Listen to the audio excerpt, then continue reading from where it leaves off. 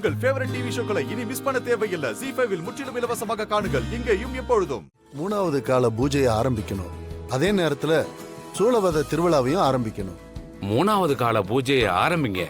ஆனா சூலவத திருவிழாவை யாரு செஞ்சு முடிக்க போறாங்கன்னு இப்ப வரைக்கும் நமக்கு எந்தவித அறிகுறியும் தெரியலையே. ஐயா, பம்பையும் உடுக்கையும் அடிச்சா யார் இந்த சூலவத திருவிழாவை நடத்த போறாங்கன்னு தெரிஞ்சிட போது. சாமி, 3வது கால பூஜை ஆரம்பிக்கணும். சரி, அது என்ன சூலவத திருவிழா? அந்த திருவிழாவை முடிக்க போற ஆளு யாருன்னு எப்படி சாமி வந்து சொல்லும்? இது எப்படி சாமி சாத்தியம்? குருக்களே, ஐயா, கோவில்ல சாமி வேட்டைக்கு போகும்போது எடுத்துக்கிட்டு போகுமே ஒரு சூலாயுதம், அத போய் எடுத்துக்கிட்டு வாங்க. இந்த போறேன்யா. அம்மா தாயே, திரிசூலத்தோட 3 முனைகளும் சத்வ, ரஜஸ், தமச குணங்களை குறிக்கும். சிவபெருமான் இந்த 3 குணங்களையும் கடந்த நெற்குண பிரம்மம் என்பதைத்தான் இந்த 3 முனைகளும் நமக்கு சொல்லுது. பக்தர்களோட துன்பத்தை போக்குவதற்காக அம்மன் கரத்துல இருக்கிறதும் இதே திரிசூலம்தான்.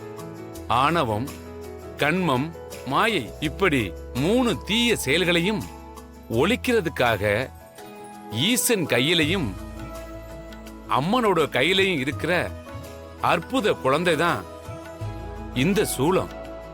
தை மாசத்துல வரக்கூடிய அமாவாசை தினத்துல எல்லாரும் சூல விரதம் இருப்பாங்க. என்ன மாதிரி சிவனடியார்கள் பஞ்சாட்சர மந்திரத்தை உச்சரிச்சுக்கிட்டு திருநீரை ஏந்தி கொண்டு அந்த ஈசனே கெதின்னு நினைச்சுக்கிட்டு இருப்பாங்க. மும்மூர்த்திகளில் ஒருவரான மகாவிஷ்ணு கால நேமங்கிற கொடிய அரக்கன அழிச்ச நாள் இன்னைக்கு தான் அந்த தை அமாவாசை. 3வது கால பூஜை கோவில்ல நடந்துகிட்டு இருக்கும்போது மேற்கு திசையில சூரியன் அஸ்தமனம் ஆகிறதுக்கு முன்னாடி ஒவ்வொரு ஊர்ல இருந்து வந்திருக்க பக்தர்கள் எல்லாரும் சோளக்காட்டு பொம்மை மாதிரி ஒரு பொம்மையை செஞ்சு தன்னை சுத்தி இருக்கக்கூடிய எல்லா பிரச்சனையும் தீரணும்னு மனசார வேண்டிக்கிட்டு கோவிலுக்கு வெளியே மேற்கு திசையில கொண்டு வந்து அடுக்கி வைப்பாங்க. அவங்களோட கஷ்டங்கள் எல்லாத்தையும் அந்த பொம்மை மேல இறக்கி வச்சிடுவாங்க. 3வது கால பூஜை உள்ள நடந்துகிட்டு இருக்கும் போது அந்த பூஜையோட பிரதிபலிப்பால நெருப்புல இருந்து உருவாகிற சூலத்தை ஒரு கையிலையும் தீப்பந்தத்தை இன்னொரு கையிலையும் ஏந்திக்கிட்டு ருத்ர தாண்டவம் ஆடிக்கிட்டு மேற்கு திசையில வைக்கப்பட்ட ஒவ்வொரு பொம்மையிலையும் நெருப்ப வச்சு எரிக்க அந்த நெருப்புல அந்த பொம்மைகள் எல்லாம் சாம்பலா மாறும். அந்த சாம்பலை எடுத்து தான் உடம்பெல்லாம் பூசிக்கிட்டு கோவில் தெப்ப குளத்துல 3 முறை மூழ்கி எழுந்தா மக்களுடைய எல்லா பிரச்சனைகளும் நீங்கி நிம்மதியான வாழ்க்கை உண்டாகுங்கிறது ஐதீகம். ஆனா இந்த சூலவதம் திருவிழாவை யாரு ஆரம்பிக்கிறதுன்னு முடிவு செய்யறது நீயோ நானோ இல்ல. அத முடிவு செய்யறது அந்த கடவுள் தான். ஐயா, தப்பெடுத்துக்காதீங்க. அந்த சூலவதம் செய்யக்கூடிய ஆளை கடவுள் எந்த வழியில தேர்ந்தெடுப்பாரு? கருட மலைக்கு போய் தீபம் ஏத்தணும்னு விதிப்படி எப்படி கடவுள் தீர்மானிச்சாரோ அதே மாதிரிதான் இதுவும் நடக்கும்.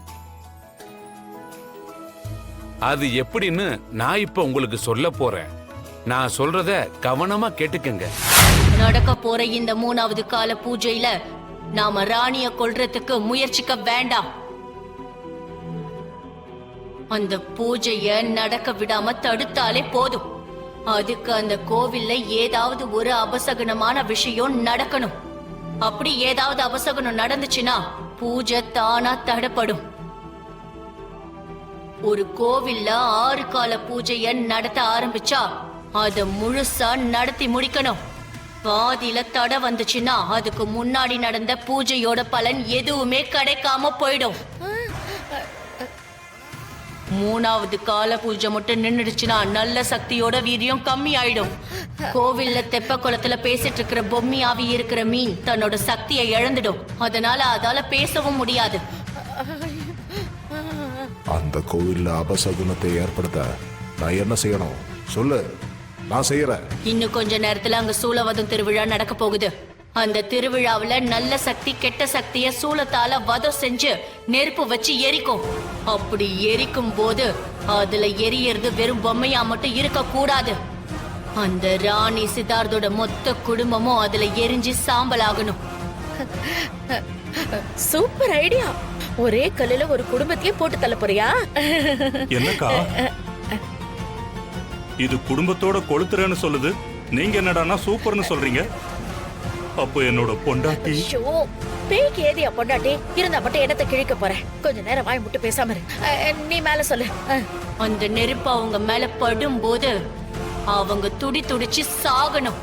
மேற்கு திசையில அவங்க கத்துற ஓல சத்தத்தை கேட்டு தெய்வ குத்தம் ஆயிடுச்சுன்னு பூஜையை நிறுத்தி அந்த கோவிலை இழுத்து மூடணும்.